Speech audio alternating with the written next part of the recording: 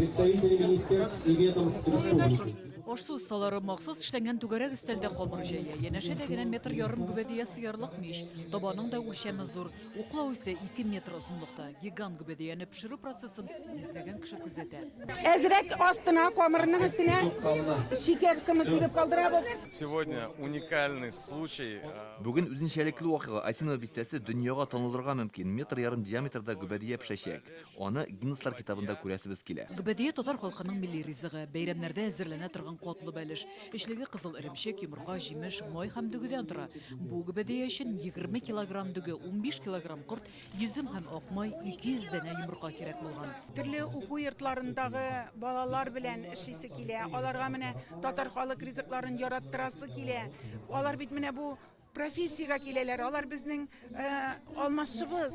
Алар без бит инде мәңгелек түгел, менә эшлибез дә һәм китәбез, пенсиягә китәбез, һәм бөтенләйгә китәбез, әзеңне калдырырга кирәк. Әлеге фестивальне оештыручыларның максаты татар халык ашларын шул исәптән гүбәдияне халыкара масштабта таныту. Аны хәзер туристлар да үз иткән, туй мәҗлесләрдә дә аңа урын түрдән. Вафиннар гаиләсенең дә гүбәдия иң яраткан ризыгы. Гвоздия отличного качества, очень вкусная. Гүбәдия бик тәмле булды. Но гүбәдияны беренче кисәген аласы килгән иде.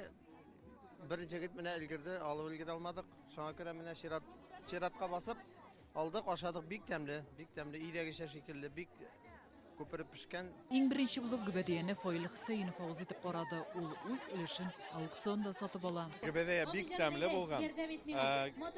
Поварлар үзенең мәхәббәтләрен биргәннәр, гүбәдияне бик тәмле пешергәннәр. Аннан соң мич исе дә бар. Шунда бер пикантный, бик тәмле генә аромат биреп тора гүбәдия. Татарстанда әле бер тапкырда иң зур гүбәдияне пешереп карамаганнар. Бу беренче тәҗрибә һәм Гиннеслар китабына теркәлергә беренче гариза. Фестивальдә татар ризык әзерләүдән тыш югары һәм һөнәри уку йортлары студентлары төрле ризыкларда тәкъдим итте. Ахырдан бергәләп чәй эчү иң күңелле һәм истә калырлык мизгелләрнең берсе иде. Гөлназ Гыниятова, Рәмзил Гарипов, Яңа Гасыр каналы.